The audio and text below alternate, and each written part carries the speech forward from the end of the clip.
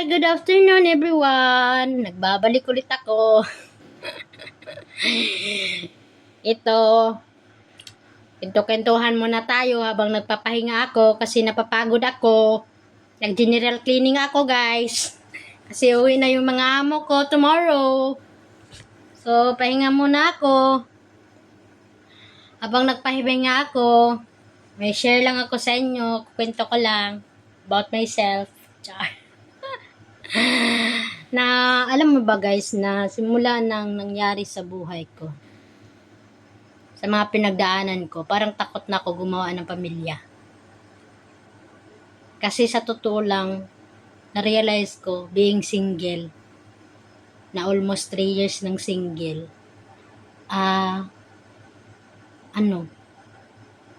mas feel ko na yung enjoyment sa sarili ko, na parang ang dami ko pa palang gagawin for myself na hindi ko nagawa dati dahil nga atat akong magkaanak.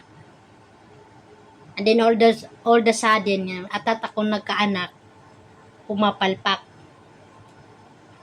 And then iyon, kinuha ni Lord ng maaga.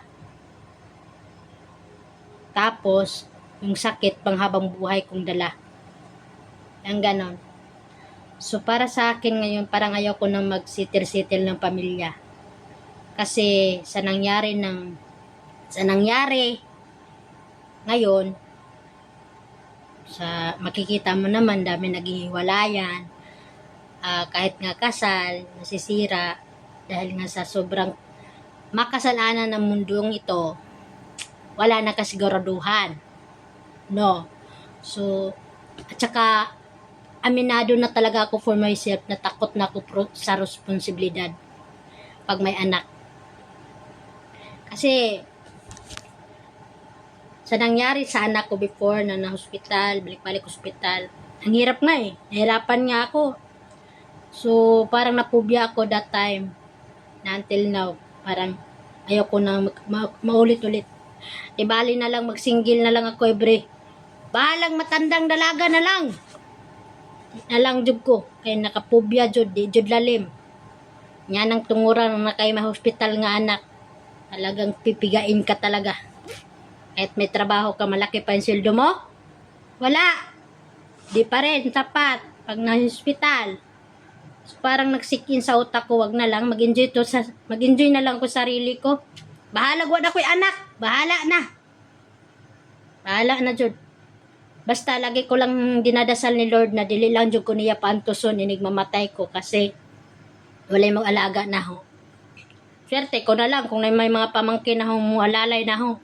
Pero sa totoo lang, mas better na lang idiretso na lang niya akong tigok. Diretso na lang ba, walay paantos, walay mahimtabo nga doktor, hospital, diretso na lang, yung matulog na lang ako na mamatay na kinabukasan, ganun lang ang hiniling ko sa kanya. Kasi ayaw ko nang magpamilya-pamilya. Dahil nga, ako nga ngayon, 30 na ako ngayon, 30 na ako guys. Ang dami ko nang naramdaman. So mag-anak pa ako, na mosamot. Basin matigi ako sa'yo. Hindi akong anak, gamaya pa. Luoy, biyaan. Luoy, gahapon, nabiyaan ako. So, di na lang. Maghuwat na lamang kong matiguang na lamang ko, mahuwat na lamang ko niya nga saan ko niya kuwaon, and then may successful mangganing ko niya kung sa mga liyang plano, okay, tipay ko. Kung wala po, okay, ragapon, steady ragapon ko nga ani ragapon.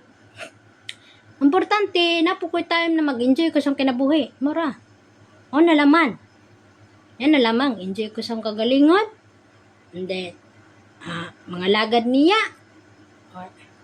Kung sa mga yung plano ko, successful ko niya, okay. Kung hindi, okay ra pod. Anak na ko ron.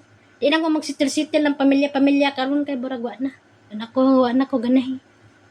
Kay wala gihapon mag-field ra gihapon kay sa una ra nindot, sa una ra umpisa lang ang masaya. Adugayan wala na. Field off na. So wag na lang. Pag na lang. Nahimik na ako, matandang dalaga na ako forever. Wala na. Oo nga, natakot na ako sa responsibilidad bitaw guys. Na magkaanak ako. Di kasi lalim magkaroon ng anak guys. Gastos, lalo na pag magkasakit. And then, ang tagal-tagal po pa yan buhayin. Diyos ko, pila pa kasako bugas. Mahurot ana. Hindi. Manang lisod. Di nako. Tama na yung naka-experience ko kadiyot.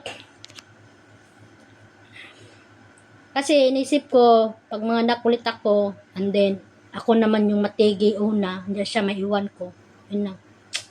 Maawa pa rin ako. Isod.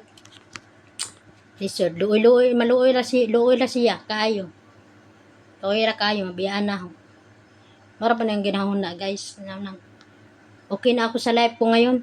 Medyo nasik-in na sa utak na, okay naman pala, masinggil na lang pala. Gawa ko yung gusto ko. Wala akong iisipin. Tas, yun na.